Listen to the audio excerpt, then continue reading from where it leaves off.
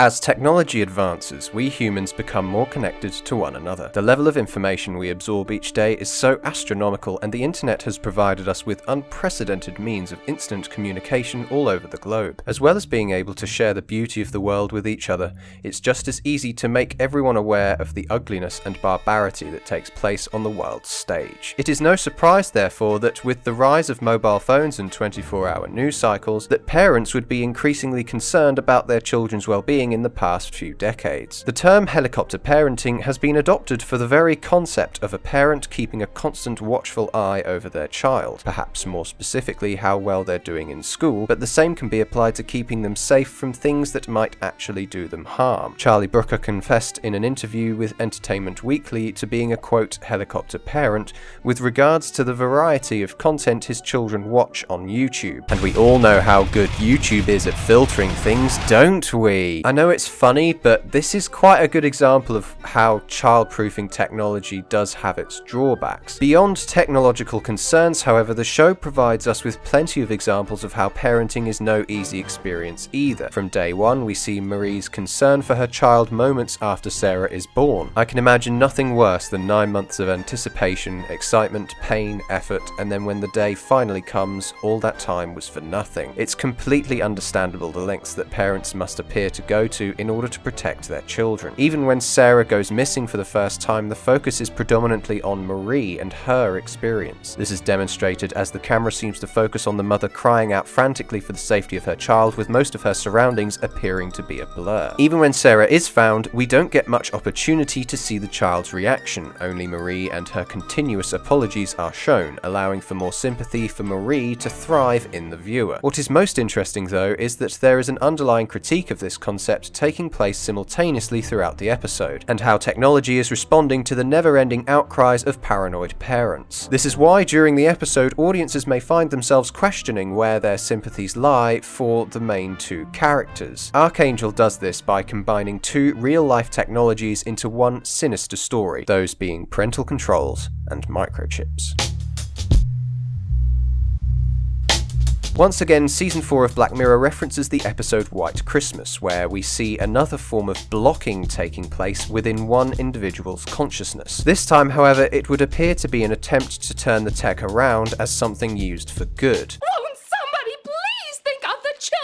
Of course, anybody who's been watching the show for as long as I have will know that although the intentions are good, there are always repercussions for censoring aspects of one's reality. For one thing, how would Sarah ever learn how to behave and react in the world if the things that will impact her the most psychologically are blurred out and muffled? Speaking from personal experience, the more restrictions put in place during my childhood created an increasing desire to rebel against them. It's like telling somebody not to push the big red button in front of them actually increases the urge to press it. This notion is seen most clearly when Sarah draws blood from her finger with her pencil and proceeds to become more violent in quite a disturbing way. What is most interesting, however, is that Sarah doesn't scream or cry or feel pain when she does this. She explores this sensation with a completely different lens to that of a normal human being. Her learning patterns are therefore altered because of how trauma-free her life has been. This is also demonstrated when the pair visit the graveyard. The blurred face of Marie is disturbing enough, but what is most interesting is how we get so little reaction from Sarah, as she has no real understanding of the situation that's been placed in front of her. She's even positioned at the opposite end of the grave, and consequently the pair are filmed to show the distance between them, as the mother can feel in one way and the child another. Even more important than grieving, however, is the ability to teach your children how to act in an emergency situation without traumatizing them into an anxiety disorder. Even in an unstable environment, Sarah can basically do nothing, as she has no means of identifying what the problem is. Of course, as a child, there would be little she could do anyway,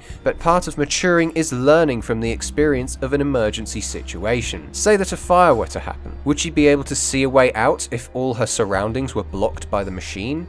Man, that would make such a good alternative ending. Presumably, the irregularities in Sarah's behavior were seen in other subjects that had the same treatment. This causes it to be banned in Europe and will soon be pulled in the States. Sarah makes the choice to stop peeking at her child if it means stopping more pencils in fingers. We then see Sarah as a teenager, and as a result of her filter being turned off, she has made friends with the dog that she once feared, and there is now plenty of fruit in the smoothies Marie makes her, symbolizing the healthy nature of the pair's relationship relationship now that the filter has been turned off. As is customary for anything that looks bright, wonderful, and optimistic in Black Mirror, it all goes to shit pretty quickly after that.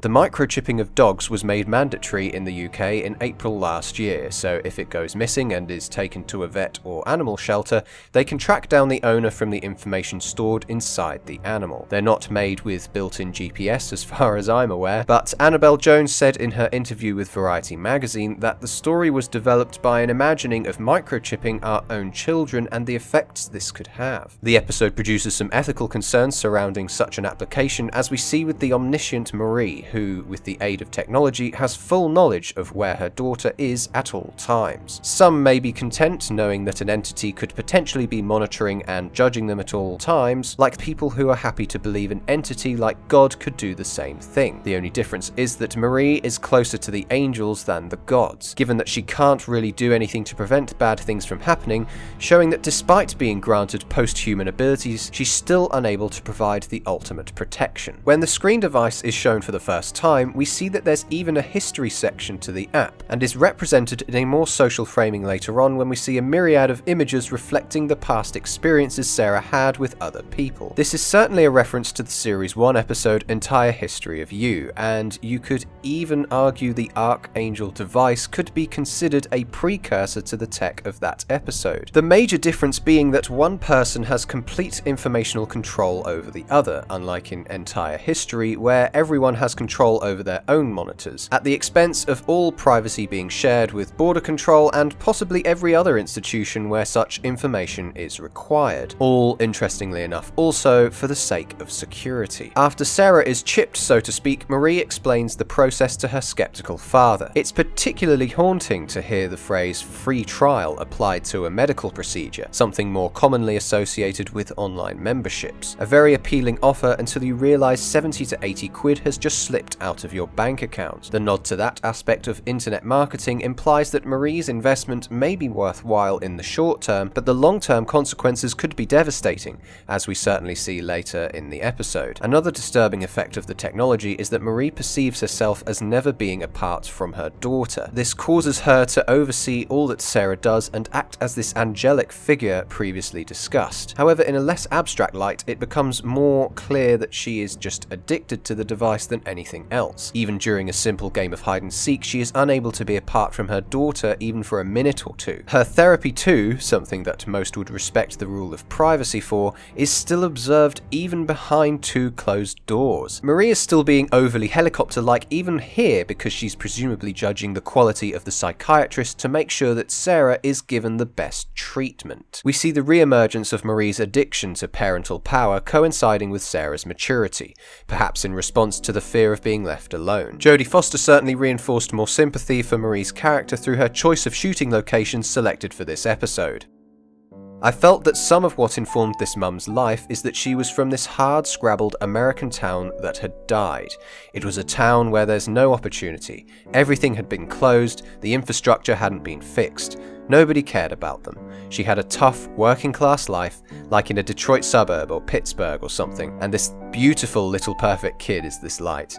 That informed how she lived vicariously through her and why she wanted to keep her safe. This inner conflict Marie faces, as well as her innate fear of conflict with the one person she has left in her life to love, prevents her from confronting her own daughter about the lying just as a starting point. She instead resolves the problems she witnessed on the screen herself, doing it not out of kindness but necessity, such as pouring the futuristic abortion pill in Sarah's milkshake, and by confronting Trick about the cocaine and sex he had with a minor, all unbeknownst to Sarah. Upon her discovering this information, she is affected in the most terrible way, as the trust she has built up with her mother for the past 5 years or so has just vanished in a puff of smoke. She is also affected by the estrangement of her first lover, he later giving Sarah no true answer to why he can't be with her for fear of being watched. Sarah and Trick were happy people until Marie got involved involved, who felt it her need to protect Sarah from something that Marie would surely be guilty of doing at her age too. Sarah then returns to make Marie feel the betrayal tenfold as she smashes the screen into Marie's face. Here, Marie is forced to face the black mirror that absorbed so much of her life. Sarah perhaps saw it fitting to try and make the screen permanently in front of her mother's face, giving a whole new meaning to the phrase glued to the screen. Marie, having now regressed to that previous state she was in when she first lost Sarah,